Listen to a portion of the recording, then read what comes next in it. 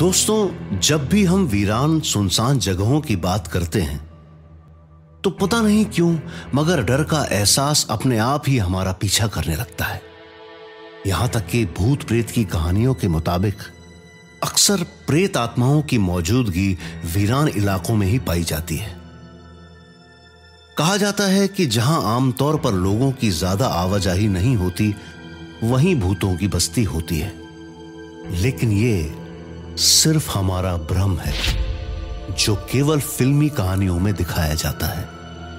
और यही भ्रम शायद कुछ सालों तक मुंबई के डिसूजा चौल में रहने वाले लोगों का था। मुंबई के माहिम इलाके में डिसूजा चौल, जहां दिन भर चहल पहल का माहौल बना रहता है, वहां किसी भूत प्रेत का वास होना सुनने में भले ही आपको नामुमकिन सा लगता हो, लेकिन हकीकत तो यही है। क्योंकि ये कोई आज की कहानी नहीं, बल्कि 25 सालों से यहां के लोग इस डर में जीते आ रहे हैं। लेकिन आज हम आपको माधव और अंजलि की ऐसी डरावनी कहानी सुनाने जा रहे हैं जो इस भूतिया चौल में ज्यादा दिनों तक नहीं टिक सके। पुणे शहर के रहने वाले अंजलि और माधव साल 2008 में अपनी नौकरी के सिलसिले में मुंबई शिफ्ट हुए थे। माधव को जिस कारखाने में नौकरी मिली थी वहां से उसे डिसूजा चौल के बारे में पता चला और दोनों पति पत्नी वहीं कमरा लेकर रहने लग गए। डिसूजा चौल का माहौल और वहां के लोगों का व्यवहार अंजलि को बहुत पसंद आया, लेकिन वहां के खौफनाक अतीत से अंजलि अब भी बेखबर थी। पर आखिर कब तक? शुरुआत में अंजलि को उस चौल में बहुत ही अपनापन महसूस हुआ, लेकिन आने वाले दिनों में यहां पर दिन गुजारना भी उसके लिए किसी बुरे सपने से कम नहीं था। एक रात अचानक अंजलि चौंक कर नींद से जाग उठी। माधव, माधव। हाँ अंजलि, क्या हुआ? मुझे दरवाजे के पास किसी की पायल की आवाज आ रही है। लगता है कोई है बाहर। पागल हो गई हो तुम? कहाँ कोई आवाज आ रही है? और इतनी रात को कौन हो सकता है? तुम भी ना अंजलि। माधव खुद इतनी नींद में था कि उसने अंजलि की बातों पर उस समय ज्यादा गौर नहीं किया और वो वापस सो गया। लेकिन वहीं अंजलि का मन बहुत बेचैन होने लगता है। कुछ देर बाद फिर दरवाजे के पास से पायल की आवाज आती है और इस बार माधव को भी एहसास होता है जिससे वाकई कोई दरवाजे के पास खड़ा हो। अंजलि को डरा हुआ देख माधव फौरन दरवाजा खोलकर बाहर देखने जाता है, लेकिन वहां कोई भी नहीं होता और पायल की आवाज भी अचानक बंद हो जाती है।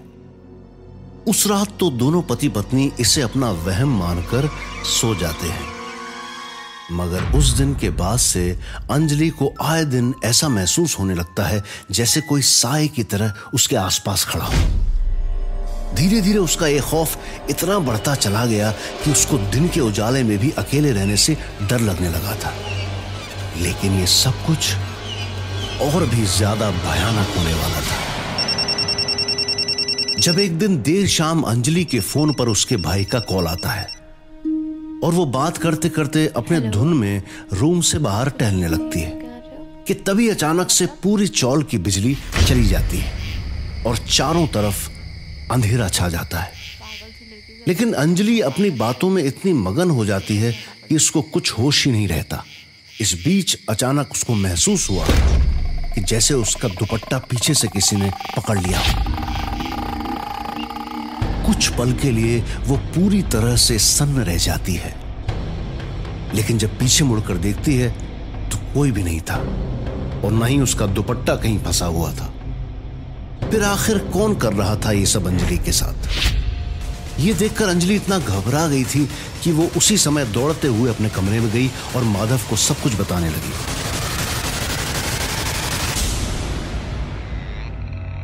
माधव, यहाँ सच में कुछ गड़बड़ है। अरे पहले शांत हो जाओ तुम।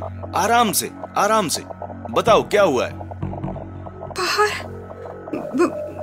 भूत है। सच में भूत है यहाँ। भूत?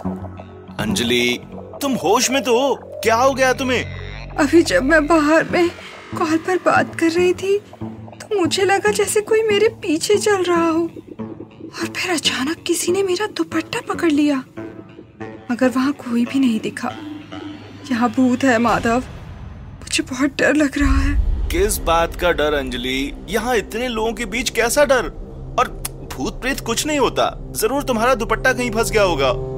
नहीं माधव, उस रात को तुमने भी सुनी थी ना पायल की आवाज।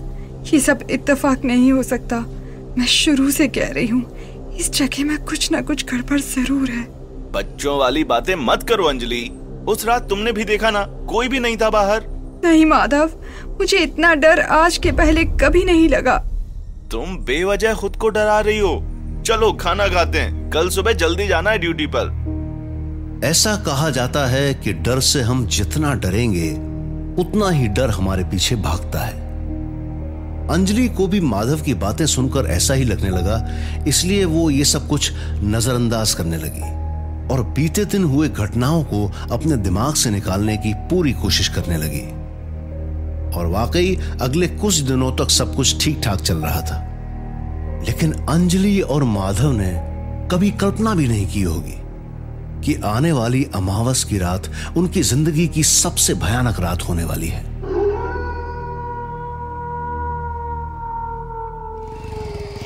उस रात दोनों करीब रात के 11:30 बजे बाजार से लौट रहे थे कि तभी उन्हें चौल में सालों से बंद कुएं के पास एक औरत दिखी। दूर से तो उसका चेहरा साफ नहीं दिख रहा था, मगर वो औरत चुपचाप उस कुएं के पास बस बैठी हुई थी, जैसे उसको इन्हीं दोनों का इंतजार हो। ये देखने के लिए जब अंजलि और माधव उस औरत के थोड़े करीब आए तो वो अपने आप में गुनगुनाने लगी। अंजलि ने उससे बात करने की बहुत कोशिश की, मगर उसने एक बार भी अपना चेहरा नहीं दिखाया और न ही सामने से कोई जवाब दिया। ऐसे में अंजलि बहुत डरने लगी और अपने कदम पीछे की तरफ बढ़ाने लगी। और आगे कुछ ऐसा हुआ कि अंजलि और माधव के पैरों तले की जमीन खिसक गई। असल में उस अजीबोगरीब औरत के पैरों से वही पायल की आवाज आ रही थी जो अक्सर अंजलि को रात में सुनाई दिया करती थी। अंजलि ये सब देखकर जोर जोर से चिल्लाने लगी और वो औरत पलक झपकते ही वहां से हवा में गायब हो गई। यानी वो कोई इंसानी शरीर नहीं थी, बल्कि सच में भटकती हुई एक आत्मा थी। अंजलि की आवाज सुनकर पूरी चौल की भीड़ वहां जमा हो गई, और जब माधव ने सभी को इस भयानक घटना के बारे में बताया तो सबके चेहरे पर हवाइयां उड़ गई। कि तभी अंजलि की एक पड़ोसी ने कहा, हमें तो लगा था कि वो जा चुकी है इस जगह को छोड़कर, मगर पता नहीं क्या रखा है इस चौल में जो आज भी उसकी आत्मा भटक रही है। पड़ोसी की ये बात सुनकर माधव भी हैरान रह गया, और आखिर तब जाकर माधव और अंजलि को इस जगह की खौफनाक सच्चाई का पता चला।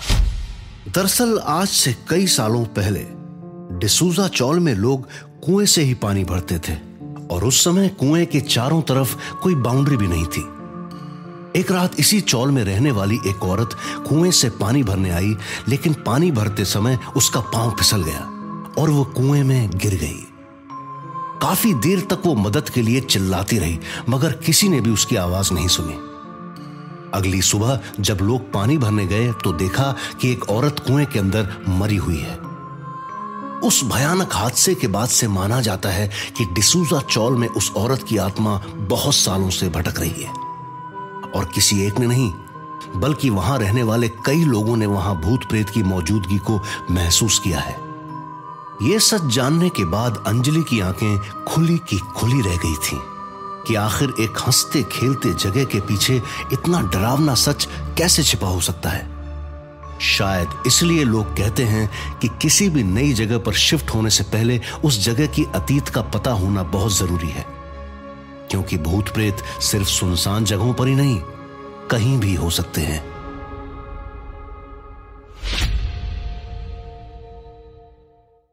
सब्सक्राइब कीजिए हमारे YouTube चैनल डिंग डंग डोंग को ऐसे ही मजेदार किस्से और कहानियां सुनने के लिए। और कमेंट करके बताएं ये वीडियो आपको कैसा लगा। अगर अच्छा लगा हो तो प्लीज एक लाइक कर दीजिए और शेयर कीजिए अपने दोस्तों के साथ।